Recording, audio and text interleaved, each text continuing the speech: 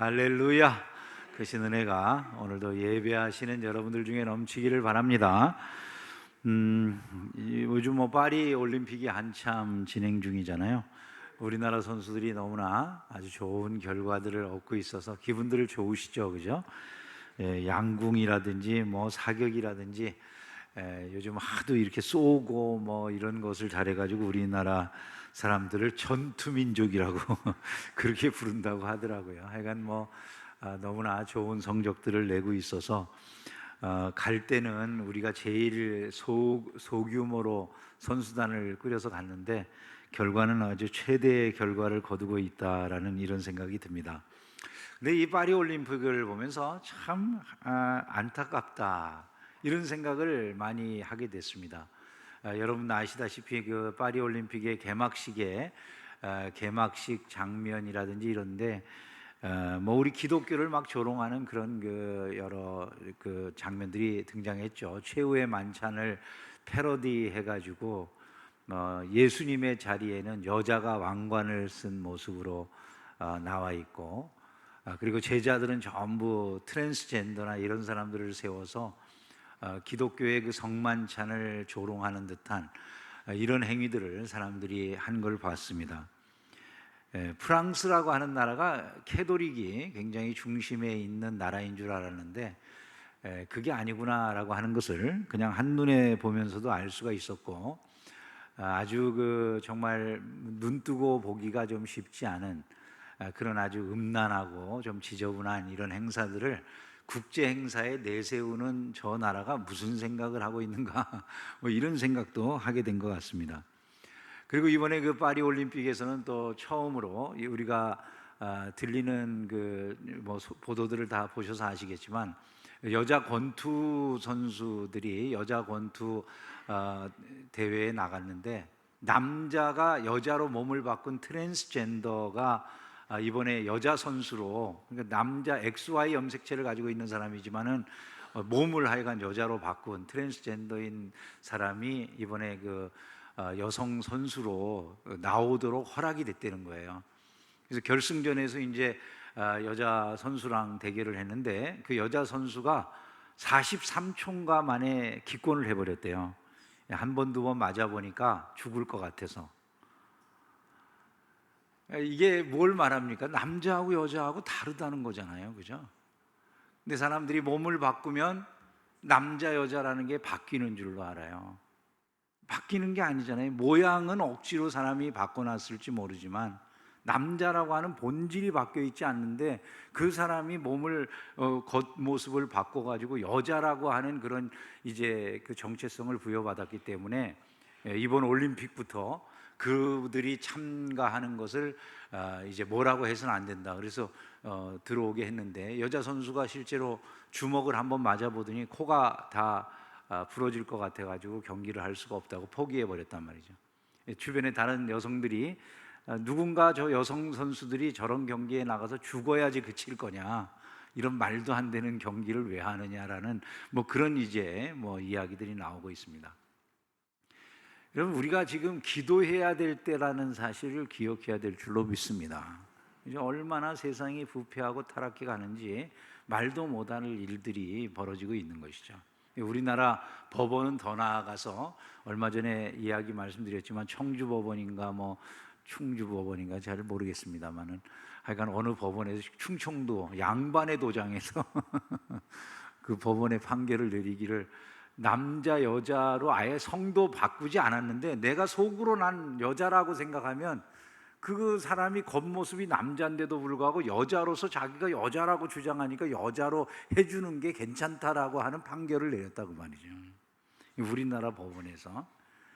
그게 결국은 누구를 해치게 될 것인지를 우리가 알아야 된다는 거예요. 자기네들에게 고스란히 돌아오는 거예요. 여러분 이런 성적인 변화나 이런 것들에 대해서 여성들은 찬동 안 했을까요? 세계의 여성들은 지금 와가지고 이제 그것들이 고스란히 다 개인에게 피해로 돌아올 수 있다라는 것을 사람들이 생각 못하죠. 남성이라고 하는 모습을 가지고 있는 사람들이 이제 나는 여자라는 정체성을 가지고 있기 때문에 여자들의 목욕탕에 들어갈 거야, 이러면 어떻게 할 겁니까? 이제 목욕탕도 못 사용하게 되겠죠, 그죠? 삶이 너무 급격하게 바뀌고 있는데 우리는 그것을 갖다 굉장히 더디게 깨닫습니다.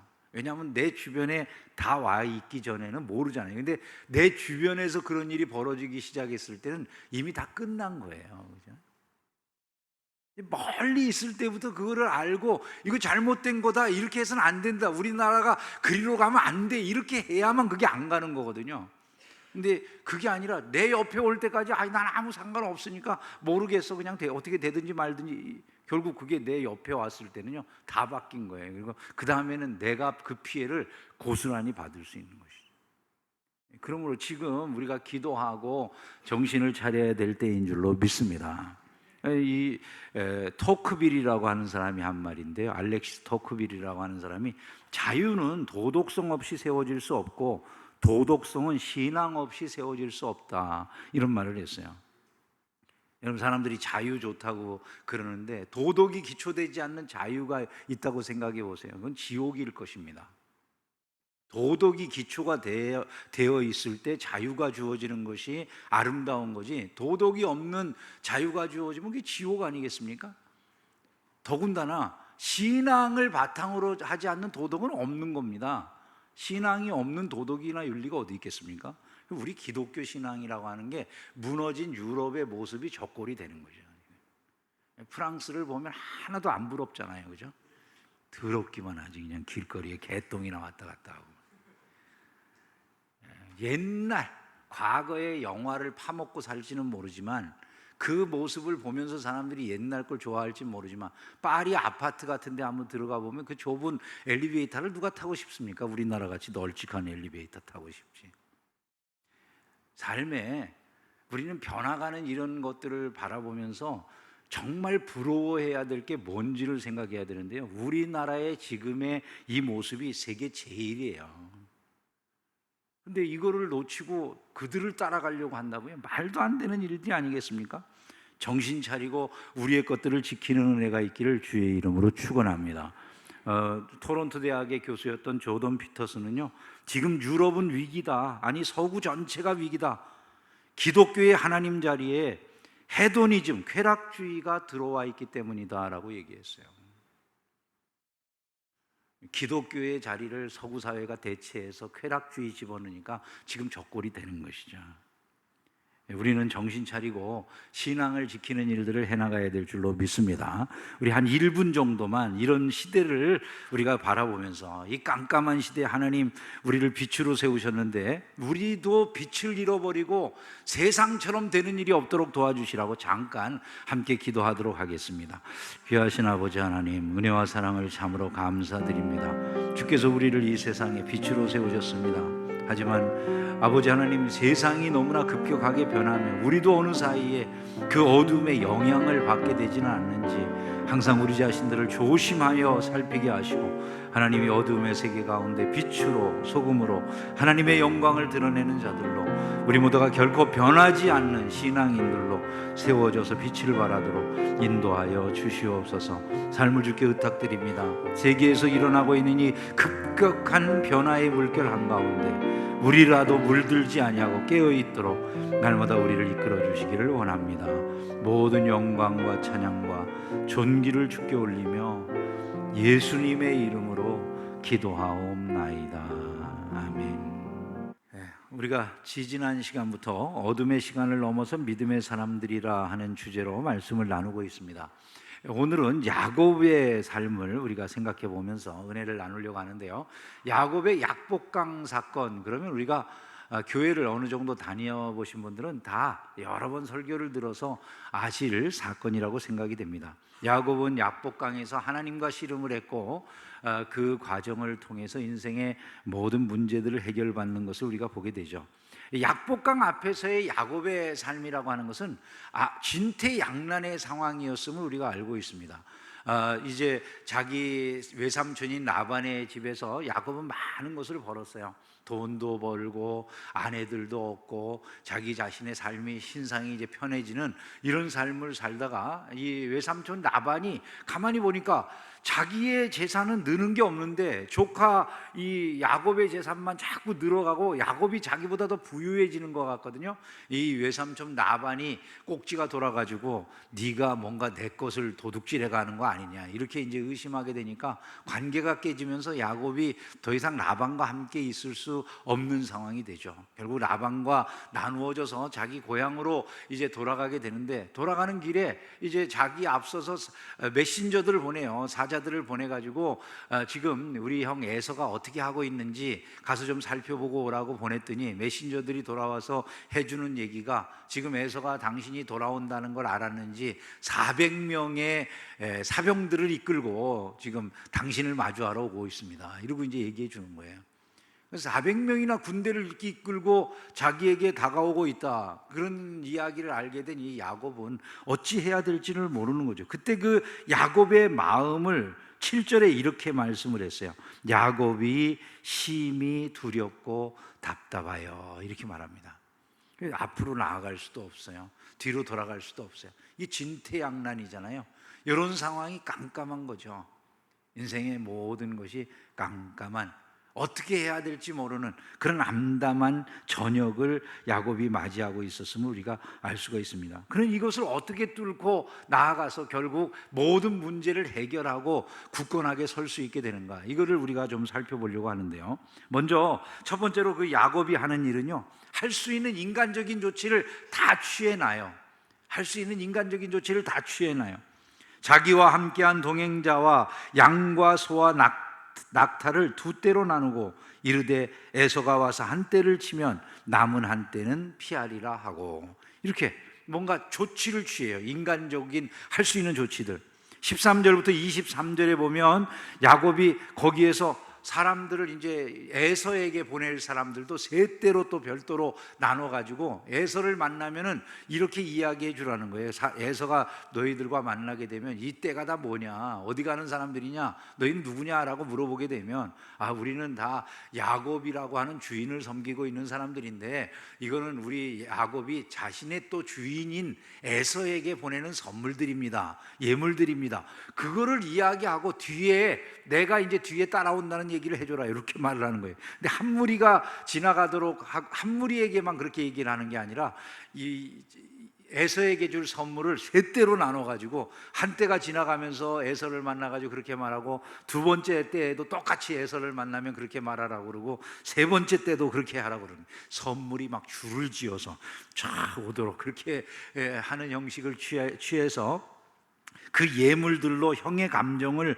푼 후에 대면하면 혹시 형이 나를 받아주리라, 이런 생각으로 그 일을 했다는 거죠. 인간적으로 할 수 있는 모든 일들을 최선을 다해서 행하는 거예요. 여러분, 우리가 이 세상을 살아가면서 인간적으로 준비해야 될 일, 이런 것들을 열심으로 준비하는 것은 잘못된 것입니까? 괜찮은 것입니까? 매우 괜찮은 일입니다. 어떤 사람들은 그냥 사람이 뭐 그렇게 그냥 인간적인 노력을 많이 기울여 기도만 하면 되지, 이런 사람들이 있어요. 기도만 하면 되지라고 하는 사람들의 말을 조심해야 돼요. 기도만 하면 되는 게 아니고요, 기도도 해야 돼요. 기도도 해야 돼요. 우리가 기도만 하면 다 되는 거야 라고 아무런 준비하지 않는 사람들을 곁에 두고 사는 건 굉장히 위험합니다. 그들은 신비주의자예요. 신비주의자. 그게 아니고 우리의 노력을 해야 돼요. 예를 들어 공부하는 학생이 대학교 시험을 앞두고 있어요. 기도만 하면 됩니까? 공부도 해야 됩니까? 공부도 해야 됩니다. 열심히 공부를 하고 기도를 해야 되는 거예요. 기도만 하면 하나님이 다 알려주신다고 기도한 다음에 뭐를 할까요? 시험장에 들어가 가지고 1, 2, 3번 이렇게 각진 연필에다가 기록해 가지고 나오는 대로 써요? 간혹 그런 사람들이 있긴 있어요. 그걸 간증이라고 우리가 들을 때도 있어요. 진짜 하나님이 저는 그렇게도 역사하시려면 하실 수 있다고 믿지만, 문제는 하나님은 일반적으로 그렇게 역사하시지 않아요. 신비주의자들이나 그렇게 하는 거예요. 신비주의는 건강한 신앙이 아니에요. 왜냐하면 우리의 일상에 하나님은 우리에게 일반적인 지혜와 지식을 주셨어요. 안 믿는 사람들도 미리 예비할 줄을 알아요. 그죠? 자기가 미래를 갖다가 계획해 볼 줄 알아요. 그런데 그것으로 모든 게 끝났다라고 생각하면 그는 세상 사람이에요. 그죠? 근데 나는 이런 인간적인 준비를 다 했기 때문에 이것 이상 아무것도 할 게 없어, 이런 생각을 가지고 있는 사람은 그 사람은 자연인이에요. 그냥 예수 안 믿는 사람하고 똑같은 사람이죠. 근데 예수 믿는 사람들은 거기서 한 걸음을 더 나가야 돼요. 어떤 생각을 합니까? 내가 최선을 다해서 준비했지만, 이 모든 것을 내가 경영했지만, 이 경영한 것을 이루어 주시는 분은 누구시라고요? 오직 여호와시니라, 이렇게 생각하는 거죠. 그래서 내가 그것에 따라서 기도하는 거예요. 하나님, 이 모든 것을 내가 최선을 다해서 준비했지만 이 모든 것들이 무엇이겠습니까? 하나님께서 은혜를 주셔야 되는 줄로 믿습니다. 이게 신자의 모습이에요. 그래서 야곱이 똑같이 해요. 기도해요. 그 다음에 야곱이 또 이르되 내 조부 아브라함의 하나님, 내 아버지 이삭의 하나님 여호와여. 같이 읽어볼까요? 주께서 전에 내게 명하시기를 내 고향 내 족속에게로 돌아가라. 내가 내게 은혜를 베풀리라 하셨나이다. 나는 주께서 주의 종에게 베푸신 모든 은총과 모든 진실하심을 조금도 감당할 수 없사오나 내가 내 지팡이 망가지고 이 요단을 건넜더니 지금은 두 때나 이루었나이다. 내가 주께 간구하오니 내 형의 손에서 에서의 손에서 나를 건져내시옵소서. 내가 그를 두려워함은 그가 와서 나와 내 처자들을 칠까 겁이 나기 때문이니이다. 주께서 말씀하시기를 내가 반드시 내게 은혜를 베풀어 내 시로 바다에 셀 수 없는 모래와 같게 많게 하리라 하셨나이다. 간절하게 기도를 하잖아요. 이 두 가지가 같이 가는 거예요. 신앙생활 내내 우리가 최선을 다해서 노력을 해요. 우리가 경영하는 거예요. 경영은 우리에게 있어요. 그러나 그 모든 일을 이루어 주시는 분이 하나님이시다라는 걸 알아야 돼요. 내가 경영한다고 해서 죄악된 경영을 하면 안 되죠. 죄나 이 세상의 나쁜 일에 속하는 일들을 우리가 계획하고 행하는 걸 잘한다고 하는 얘기가 아닙니다. 그러나 하나님의 뜻 안에서 멀지 않는 것들, 하나님이 우리에게 분명하게 이건 잘못된 거야 이렇게 말씀하지 않은 것들에 있어서는 자유로움을 가지고 우리가 준비하고 그럴 줄 알아야 된다는 것이죠. 그러면서도 하나님 앞에 기도하는 거예요. 하나님, 모든 것을 이루어 주시는 분은 하나님이세요. 하나님이 왕이십니다. 간절하게 기도하는데 이 야곱의 기도는 특징이 있어요. 한 세 가지 특징이 여기 우리가 읽은 이 말씀 속에 보여지는데, 첫 번째 특징이 뭐냐면 야곱은 약속을 근거로 기도한다는 거예요. 약속을 근거로. 주께서 전에 내게 명하시기를 내 고향 내 족속에게로 돌아가라. 내가 내게 은혜를 베풀리라 하셨나이다. 즉 하나님이 하신 말씀이 있다는 거예요. 그거 붙잡고 기도하는 거예요. 주께서 말씀하시기를 내가 반드시 내게 은혜를 베풀어 내 시로 바다에 셀 수 없는 모래와 같이 많게 하리라 하셨나이다. 하나님 말씀했잖아요. 제가 지금 죽게 생겼다고요. 하나님, 저 겁나요. 하나님, 저 두려워요. 제 앞에 이 강을 건너가면 어떤 일이 기다리는지 제가 알지 못해요. 혹시라도 에서가 내 모든 재물을 다 쳐 죽이고 내 가족들도 식솔들도 죽일지도 모르는 이런 상황이에요. 저는 어떻게 해야 될지를 모르겠다고요. 하나님 은혜 주신다고 하셨잖아요. 저보고 돌아가라고 하셨잖아요. 하나님, 제가 그 말씀 믿고 여기 왔는데 약속을 이루어 주세요. 그러고 기도하는 거란 말이죠. 여러분, 우리가 성경의 많은 그 신앙의 조상들을 보면 다 한결같이 기도할 때 무엇을 붙잡습니까? 약속을 붙잡아요. 모세도 역시 하나님의 약속을 붙잡고 기도하죠. 아브라함도 하나님의 약속을 붙잡고 기도를 하는 거예요. 다 이 신앙의 조상들은 약속을 붙잡고 기도하는 거지 내가 하고 싶은 대로 막 기도하는 게 아니에요. 왜 그러냐면 우리의 신앙이라고 하는 건 우리를 주장하는 게 아니거든요. 하나님의 뜻을 주장하는 것이지. 그러므로 약속을 의지하고 기도하는 신자들이 되기를 주님의 이름으로 축원합니다. 또한 야곱은 자신에게 주신 지금까지의 은혜에 감사함으로 기도를 해요. 나는 주께서 주의 종에게 베푸신 모든 은총과 모든 진실하심을 조금도 감당할 수 없사오나 내가 내 지팡이 망가지고 이 요단을 건넜더니 지금은 두 때나 이루었나이다. 모든 것이 하나님이 말할 수 없는 은혜로 내게 베풀어 주신 축복 때문에 내가 이 모든 것을 거둔 것입니다. 내가 갈 때는 지팡이 하나 가지고 갔는데 지금 이 두 때나 거두어서 이곳으로 오지 않았습니까? 그것은 하나님의 은혜다라고 하는 것을 고백하고 있는 거죠. 여러분, 이 세상을 살아가면서 우리가 참으로 고백해야 될 게 모든 게 하나님의 은혜입니다. 감사합니다. 이게 우리의 기도의 아주 중요한 내용이 돼야 되는 줄로 믿습니다. 그냥 자기 자랑만 하다가 많은 경우들이 많거든요. 은혜에 대한 감사가 있어요. 세 번째, 야곱의 기도의 이 특징이 또 뭐냐면요, 매우 솔직한 기도를 드리고 있다는 거예요. 내가 주께 간구하오니 내 형의 손에서, 에서의 손에서 나를 건져내시옵소서. 내가 그를 두려워함은 그가 와서 나와 내 처자들을 칠까 겁이 나기 때문이니이다. 자기 마음에 있는 생각을 그대로 드러내는 거예요. 하나님, 난 두렵습니다. 나는 지금 모든 것을 다 잃게 될까 봐 너무 겁이 납니다. 하나님 앞에 나와서 기도할 때까지도 폼 잡고 기도하는 사람들이 많아요.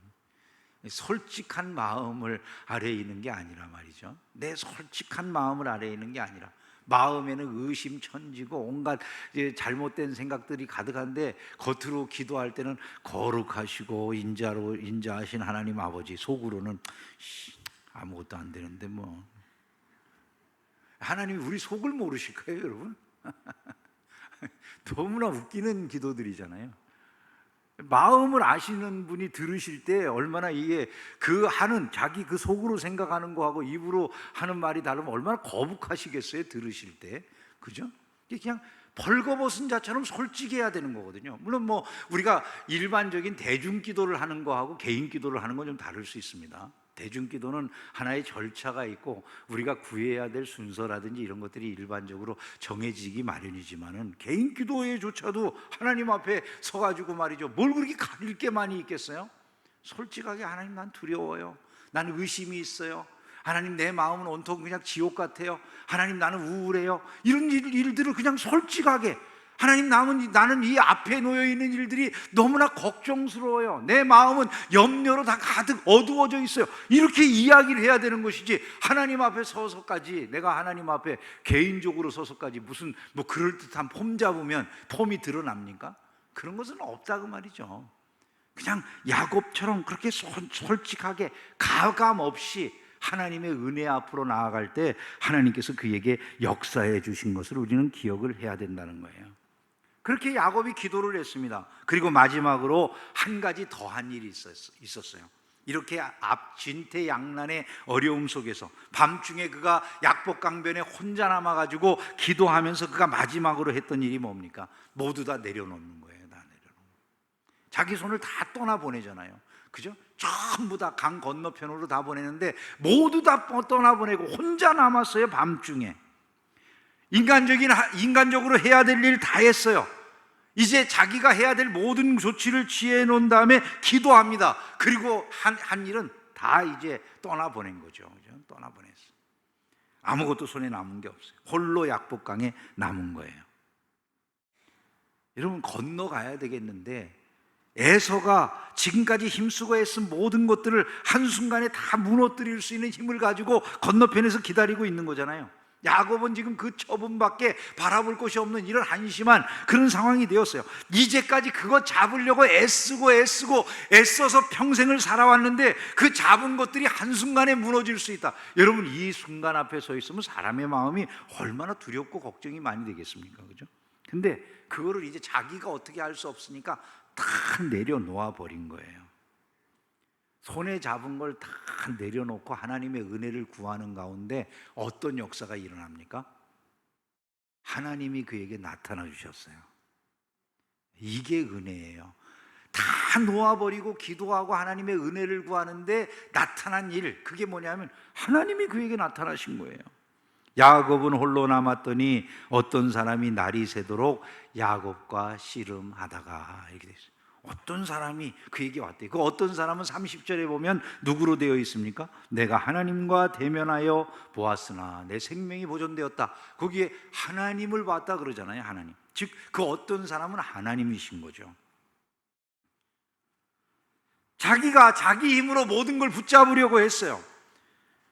처음부터 자기는 둘째로 태어나고 싶지 않았어요. 쌍둥이로 태어나는데 자기가 에서의 발꿈치를 잡고 나왔다. 그래서 이름이 야곱이에요. 발꿈치를 잡았다고. 근데 그것은 무엇을 그의 평생을 아주 표징하는, 상징하는 그런 행동이었는데, 평생 자기가 움켜쥐고 싶은 것을 놓치는 일을 꼴을 못 봐, 이 사람은. 꽉 잡고 발꿈치를 잡고 태어난 사람이에요. 그 다음에 그거를 얻기 위해서 자기 형도 속여먹고 자기 아버지도 속여먹는 이런 삶을 살았던 사람이에요. 모든 것을 잡으려고 했는데 그렇게 잡으려고 하는 동안에 하나님의 도움이 필요한지도 몰랐어요, 이 사람은요. 자기 힘으로 그 모든 것을 잡으려고 했던 것이죠. 근데 이제 이 마지막 순간에 자기는 어떤 것도 할 수가 없어요. 자기의 힘으로 해결할 수 있는 일들이 없어요. 에서가 나에게 어떤 조치를 취해 주느냐에 모든 것들을 맡겨놓고 이제는 자기가 취할 수 있는 조치 다 했는데 그러고도 어떤 것도 해결될 것은 없는 상황인 거예요. 그 상황 속에서 그가 오직 붙잡을 수 있는 건 하나님 한 분이었던 것을 우리가 알게 된다는 것이죠.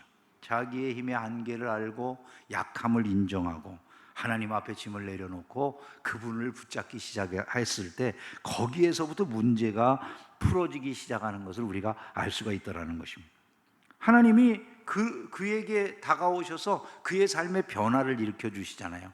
자, 씨름을 청해 오셨는데 흥미로운 것이 있어요. 하나님이 야곱과의 씨름에서 야곱을 이기지 못하셨대요. 25절에 보면 자기가 야곱을 이기지 못함을 보고 이렇게 되어 있습니다. 여러분 한번 생각을 해보셨어요? 하나님이 야곱을 이기지 못하셨다라고 하는 그것이 무엇을 의미합니까? 하나님이 야곱을 이기지 못하셨대요. 이게 가능한 얘기입니까? 하나님이 여러분과 싸워서 이기지 못하신다. 이게 가당키나 한 표현이라고 보이세요? 말이 안 되잖아요, 일단은요. 그 다음 말을 읽어보면 더 말이 안 돼요. 그가 야곱의 허벅지 관절을 치매 야곱의 허벅지 관절이 그 사람과 씨름할 때 어긋났더라. 그러면 그 사람하고 야곱이 힘이 상대가 된다는 겁니까? 안 된다는 겁니까? 싸움이 일반적인 싸움이라고 하면 이거 말이 안 되는 거죠. 그냥 가볍게 쳤는데 그의 다리가 부러질 정도의 압도적인 힘을 그가 가지고 계신 거잖아요. 근데 어떻게 이겨요? 그런 압도적인 힘을 가지고 있는 하나님을. 그러니까 이 싸움은 그런 싸움으로 그냥 우리가 일반적으로 생각하는 싸움으로 생각할 수가 없어요. 어떤 싸움이냐 하면요, 어린 자녀하고 부모의 싸움이에요. 4살짜리하고 건장한 엄마 아버지하고 싸우는 거예요. 4살짜리가 바득바득 우겨요. 앉아, 엄마 아빠한테. 고집으로 엄마 아빠 이겨먹는 4살짜리 많을까요? 적을까요? 네? 아이들 안 키워보셨는가 보네, 다들? 아니, 고집으로 지 엄마 아빠 이겨먹는 애들이 있어요, 없어요? 수없이 많이 있잖아요. 세상에 4살짜리를 못 이기겠잖아요. 길거리에서 앙앙대고 막 악쓰고 뒤집어, 어떤 애들은 막 들어눕더라고요, 뒤에. 엄마 어떻게 할 줄을 몰라. 자기 엄마 아빠가 이 애를 그냥 하도 악다구니를 쓰고 울고 그러면 그 엄마 아빠가 두 손 두 발 들고 해달라는 대로 다 해줘. 뭐 아이스크림도 사달라면 사주고 뭐 과자 사달라면 사주고 이제 이러잖아요. 근데 지금 이 상황은 그런 얘기하고 연결지어서 생각해 보면 딱 맞는 상황이에요. 하나님이 야곱에게 다가오셔서 야곱을 고쳐주기를 원하세요. 너의 지금까지의 삶, 너의 지금까지의 고집, 네가 지금까지 살아온 지난 날들, 이건 야, 너 회개하고 돌이켜야 되지 않니? 야, 회개 안 해요. 계속 고집 부리고 자기 스스로 정신승리하고 있는 거예요. 하나님 앞에서. 내가 잘못한 게 있어요, 하나님? 이 정도로 살지 않는 사람이 어디 있겠습니까? 뭐 이런 거죠. 여러분 성도들이 신앙생활 하면서는 안 그럴 것 같으세요? 정신승리하는 사람들이 굉장히 많습니다. 뭐 이러는 거죠. 내가 잘못됐다는 생각을 할 것 같으면 막 승질이 나는 거예요. 아니, 그러면 어떻게 살라고? 하나님이면 뭐 이 인생을 살아가는 동안에 뭐 죄 짓지 않고 사는 사람이 있는 거 보셨어요, 하나님? 뭐 이러고 아주 당당해, 굉장히요. 자기 고집을 안 버리려고 그래요. 하나님은 그를 고쳐주고 싶어 하세요. 그의 인생이 변화되기를 원하세요. 말씀을 하는데 안 듣는 거죠. 그리고 하나님 이겨 먹어요. 여러분, 우리 신앙생활은 어떤 것 같으세요? 나 하나님 이거 절대로 포기 못해요. 근데 여러분, 하나님이 힘이 없어서 그러신 게 아니잖아요. 그러니까 하도 고집 부려가지고 하나님 이겨먹으니까 툭 건드려 버렸어요. 허벅지 한번 쳤더니 그냥 허벅다리 관절이 부러져 버렸대요. 예? 다리를 절게 됐어요. 그때서야 뭘 깨달았을까요?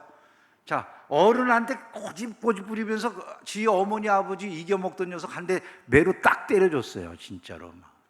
부모님이 화가 나가지고 이제 그 말로 해서 안 들어먹으니까 정신승리하는 놈을 한 대 때려줬어요.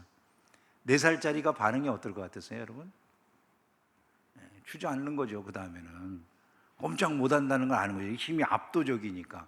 우리가 가끔 어린이들 교육하는 무슨 은영 선생인가 하는 분 있잖아요. 그분 애들 오은영 선생님, 그분이 애들 막 그냥 막 울고 막 떼쓰는 애, 엄마 아빠는 감당을 못하는 경우 있잖아요, 그죠? 근데 그 오은영 선생이 간단하게 제압하죠, 그죠? 다리도 자기 몸으로 딱 그냥 잡고 앉아가지고 애 얼굴 똑바로 보면서 그냥 손도 안 놔주고 꼼짝 못하게 막 이렇게 붙들어 놓으면 그 아이가 한두 시간 막 울다가 막 고집 부리다가 나중에 변화되죠, 그죠? 야곱 보세요. 이제 자기 야곱이 딱 얻어 맞았어요. 어떻게 됐습니까? 다리가 부러져 버렸다고 그러잖아요. 다리 관절, 이 허벅지 관절이. 그 다음에 야곱이 깨닫는 거죠. 힘의 엄청난 격차를. 이게 내가 지금 싸워서 될 상대하고 싸운 게 아니구나라고 하는 걸 알아요. 근데 그때 깨달아요. 내가 이분의 복을 받아야 되는구나. 다른 건 다 놓았어도, 내 손에서 다른 거 다 미리 다 놓아서 저 강 건너편에 떠나 보냈어도 이제 내가 저분만은 꼭 붙잡아야 되겠다는 생각이 드는 거예요. 자, 날이 새려 하니까 나로 가게 해라, 이렇게 말씀하시니까 야곱이 붙들고 놓지 않는 거예요. 당신이 나를 축복하지 아니하시면 내가 보내드릴 수가 없습니다. 자기 인생에 정말 소중한 것이 뭔지를 깨달은 거죠. 그거는 지금까지 내가 생각했던 돈도, 내가 그렇게 붙잡으려고 했던 명예도, 내가 붙잡으려고 했던 가정적인 행복도, 내가 가지고 싶었던 그 모든 어떤 것들도 아니고 결국 하나님 이분이 내 인생의 복이 되는구나, 그걸 깨달은 거예요. 그래서 하나님 앞에 그렇게 당신의 복이 필요합니다라고 하는 걸 붙잡고 늘어지니까 하나님이 그때서야 그에게 물어보셔요. 네 이름이 뭐냐 물어보셔요. 그 이름을 물어본다는 건 뭡니까? 그의 정체를 물어보는 거예요. 너는 어떤 사람이냐? 너의 정체성이 뭐냐? 이런 얘기잖아요. 너 정체성이 뭐야? 이렇게 물어보셨어요. 야곱입니다라고 대답을 합니다. 야곱입니다. 야곱이라고 하는 이 이름이 갖고 있는 의미가 뭐라고요? 발꿈치를 잡고 나온 자라는 그런 의미라고 그랬잖아요. 이제까지 저는 그렇게 살았습니다. 내가 잡고 싶은 것 잡기 위해서는 형도 돌려먹고 아버지도 돌리고 저 외삼촌도 돌리면서 내가 얻고자 하는 그것을 얻는데 온 힘을 기울여서 살았던 그런 사람이었습니다. 그러나 지금 내가 보니까 인생을 돌이켜 생각해 보니 아무것도 내 손에 남는 것이 없습니다. 나는 실패자고 부족한 사람입니다. 이런 고백이 있죠. 만약에 어떤 사람이 자기에게 너 누구냐 그러더니 저 도둑질도 하고 남 속여먹기도 하던 사기꾼 같은 사람이에요, 이렇게 스스로 말하면 그걸 우리가 뭐라고 그럴까요? 하나님 앞에 나와서 울면서 하나님 제가 남 사기 쳐먹고 그러던 사람이에요, 이렇게 하면 우리가 뭐라고 그럴까요? 그 사람을 회개하는 사람이다 그러겠죠, 그죠? 그 야곱이 그때 자기 자신의 정체성을 내놓고 회개하는 것이죠. 하나님, 지금까지 내 인생은 제대로 된 게 없었습니다. 저는 하나님 한 분밖에 붙들 것이 이제는 남은 게 없습니다. 그 순간에 하나님이 그에게 해주시는 말씀이 뭡니까? 내 이름을 다시는 야곱이라 부를 것이 아니요 이스라엘이라 부를 것이니 이는 내가 하나님과 및 사람들과 겨루어 이겼음이니라, 이렇게 말씀을 해주셔요. 너는 이제 야곱이 아니야. 그 발꿈치를 붙잡고 살았던 지난날의 삶, 그거 네가 회개했으니까 이제 너는 다시는 야곱이라 할 필요가 없어. 너는 하나님과 겨루어 이긴 이스라엘이야 라고 그렇게 이름을 새로 붙여주시는 거예요. 하나님과 겨루어 이겼다는 것은 야곱이 고집 부려가지고 기도를 하나님의 뜻과 상관없이 내 기도를 하나님 앞에 고집스럽게 드려가지고 그분을 마침내 꺾어서 하나님의 억지로 내 원하는 바를 이루어주게 했다, 이런 의미일 리가 없는 것이죠. 그게 무엇을 말씀하는 거겠습니까? 당연히 이런 거예요. 하나님 한 분만을 굳게 붙잡아서 마침내 그분의 복을 받는 사람이 되었다, 이런 뜻이겠죠. 사람들과 더불어 싸워 이겼다, 이런 말은 무엇이겠습니까? 사람들과 더불어 싸워서 이겼다. 뭐 야곱이 지난날 자기 외삼촌도 돌려먹고 아버지도 돌려먹고 장자의 명분을 빼앗고 이런 짓을 하면서 누구보다도 더 성공했다, 이런 의미일 리가 없잖아요, 그죠? 지금까지 그 인생을 멋지게 살아왔다, 이렇게 성경에서 이야기할 리가 없는데, 그럼 사람과 싸워서 이겼다는 얘기는 무엇이 되겠습니까? 자연히 지금 그를 죽이러 오는 에서와 그의 군대들이 받게 되었다는 것을 말씀해 주시는 거죠. 그를 죽이려고 하는 의지로 찾아왔지만 하나님의 은혜로 말미암아서 결국 그들이 다 변하게 될 것을 말씀하시는 거예요. 정말 이 말씀 이후에 어떤 일이 벌어집니까? 에서가 왔는데 그 에서가 야곱을 보자마자 목을 껴안고 울면서 서로 형제들이 화해하게 되어지는 이런 역사가 일어났더라는 거예요. 여러분, 이 모든 어두움들이 다 사라지고 한순간에 밝은 빛의 새로운 세상이 열린 것 아니겠습니까? 진퇴양난의 질곡과 같은 곳이 갑자기 다 변하고 모든 것들이 그야말로 평화로워진 이런 시대가 열린 것 아닙니까? 여러분, 이 모든 것들이 언제 일어나게 되었다고요? 자기의 손에 있는 모든 것들을 놓아버리고 하나님 한 분을 강하게 붙잡았을 때 일어난 일들이라는 것이죠. 지난날 자신의 힘으로 살던 야곱은 어두움에서 벗어날 길이 없었어요. 형의 장자의 명분을 빼앗았습니다. 그러나 그 형의 미움을 받는 어두움이 그를 따라다니는 거죠. 아버지를 속이고 그렇게 한 결과물들은 그가 더 이상 고향 땅에 남아있을 수 없는 상황이 된 거예요. 외삼촌에게 피난 갔을 때도 마찬가지죠. 그에게는 뭔가를 잡은 것 같지만 끊임없는 어두움만 따라오잖아요. 자신의 힘으로 살던 이 야곱은 이제 다리가 부러져 가지고 이제 이유는 절뚝거리면서 살아야 되는, 자기의 힘을 의지할 것이 없는 야곱이 되어버리지 않았습니까? 그런데 그 야곱이 자기의 힘은 하나도 남아있는 게 없고 자기가 붙잡을 것은 없는 사람이 된 것 같은데, 놀랍게 하나님의 은혜는 그에게 넘쳐나서 인생의 가장 어두웠던 시간들이 풀어지고 해결되어지고 그 많은 과제들이 해결되어지는 역사가 일어났더라는 거예요. 그가 분이엘을 지날 때에 해가 돋았고 그의 허벅다리로 말미암아 절었더라, 이렇게 말씀합니다. 인간은 너무나도 보잘것없이 되어버렸는데 분이엘의 해가 뜨는 것이죠. 하나님의 얼굴의 해가 말이죠. 말씀을 정리하겠습니다. 우리의 삶 속에서 하나님 그분만이 어둠을 몰아내 주실 수 있다는 사실을 믿으시기를 주님의 이름으로 축원합니다. 우리가 의지하고 있던 것들이 뭔지를 점검해 봐야 돼요. 하나님 아닌 다른 것들, 이것이 우리의 의존의 대상이라고 한다면 어느 순간 그 모든 것들이 다 우리의 곁을 떠나가 버리는 날들이 있을 거예요.